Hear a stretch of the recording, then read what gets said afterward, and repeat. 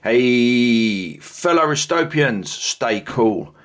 So what's this video called? Something to do with annual calendars. Oh, yeah, well, I posted a little short the other day showing my Longines annual calendar on February 28th. February 28th.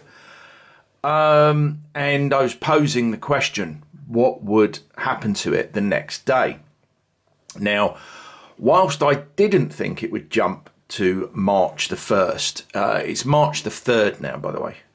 Whilst I didn't think it would jump to March the 1st, it was interesting to see what it did do. So let's do a wrist check. On my wrist, I have my Longines Master Collection 3-hand with a Tudor, or Tudor if you're American, deployant clasp.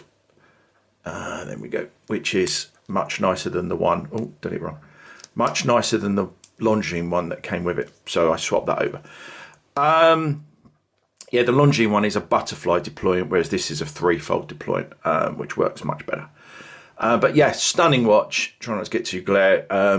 You know, you've got a sort of silver dial, and those blue Roman numerals really stand out. Really look good. Nearly said pop there. Really pop. But yeah, which weirdly is also on the 1st of March, although I don't think I've set this in ages, so that's like a weird coincidence. But back to the annual calendar. So annual calendars, if you don't know, I mean, this is the first one I've ever had, so it's a bit of a learning curve for me. Have the month and date rather than day and date, because it obviously needs to know what month it is. Basically what they do is days that have 31 days in will basically obviously go to 31, and then next day it will be the 1st. But days that have 30 days in, I've never seen it actually do it, but it has done it since I've owned it. And in fact, it did it here, but I'll explain more about that in a minute. I don't want to confuse. So yeah, it goes from, what did it went from 30th of November to the 1st of December. So it skipped the 31st of November because that doesn't exist. Now, as opposed to a perpetual calendar, which knows everything, and it will, very, very complicated, very expensive. This is actually the cheapest annual calendar, I believe, and I think it was a bit of a big deal when it first came out, because I got it about, I think I got about 40%, at least 40% off this, so I thought it was a bit of a bargain. I thought, I've got to try an annual calendar. I don't really like dates, so I think if you're going to have a date, it may as well change itself rather than you having to do it 5 times a month. And then you've got twice a year when you have to do the, what's it called? Summertime, daylight saving. We call it British summertime. I think Americans call it daylight saving. Yes,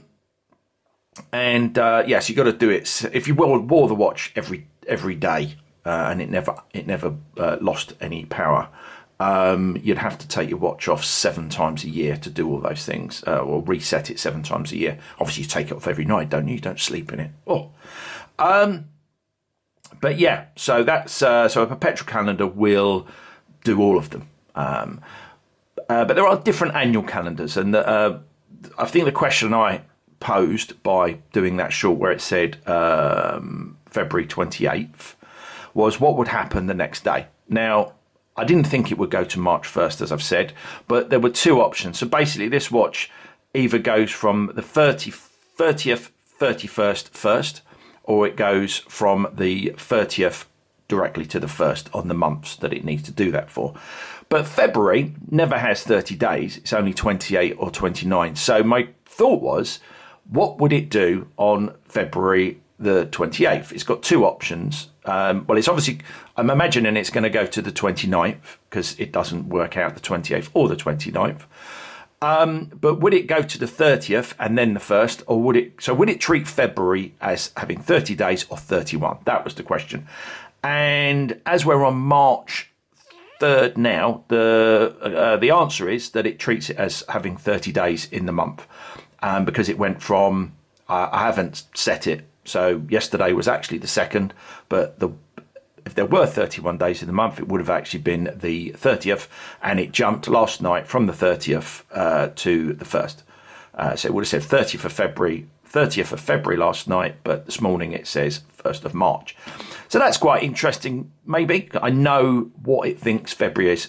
Next year, or if I have another annual calendar, on the 28th, I will reset it. So I'll never know that. But I just left it running just to see what it did. Now, an interesting thing is, I believe there's not only annual calendars that you have to reset once a year, and obviously daylight saving, so 3 times a year. And there's perpetual calendars that you only have to reset twice a year for daylight saving. But all the dates work. But then apparently there's something in the middle, because some annual calendars, not this one, this is a cheapy one, some annual calendars actually do work out that there's 28 days in March. So they do go from the 28th of March, 28 days in February. So they do go from the 28th of February, and then the next day it will be the 1st of March.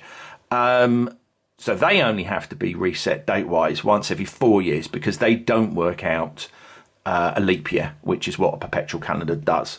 If you haven't fallen asleep yet, I think they're called, I only saw this once, I haven't done any research, but I think they're called semi-perpetual calendars, which would be pretty good. I think that would be the best type of, automatic calendar adjustment watch. And there are some watches, I believe, that are called annual calendars, but they're actually semi-perpetual in that they do work out February, but not in a leap year. So that would be pretty cool, because if it's got that level of complication, and this is my issue with perpetual calendars, is that they are so complicated that they're probably going to need servicing once every 4 years. So it kind of, if it's got to go away for servicing and then come back and all be reset and everything, what's the big deal about changing the date once a year, or once every 4 years if it's a semi-perpetual? Well, I hope that makes sense. If it doesn't, I guess that you ain't got this far. But yeah, let me know in the comments below if you do have any questions on any of that. Hopefully that was useful. I feel I really enjoy having an annual calendar. I think there should be more of them around. If you're going to have a date, why would you want it to constantly be wrong? Well, 5 times a month be the wrong date, and have to reset it. It kind of makes sense to have. There are analog quartz watches. There's a Citizen, the Citizen, that will. It ticks though. That's the problem I have with it. And that will, I mean, it looks, it's a 3-hand with a date window, no date, no month. And that will change automatically, and that will work everything out, because that's a perpetual calendar. That sounds really cool. That does actually sound like a cool watch.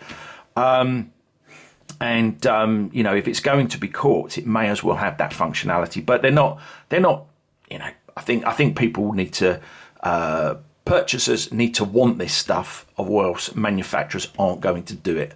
They're going to be niche and therefore expensive. But I'm a big fan of annual calendars, I'd quite like one of those quartz ones, but they're about £2,500. Anyway, like I say, hope that's been vaguely interesting. But for now, one wrist, live it.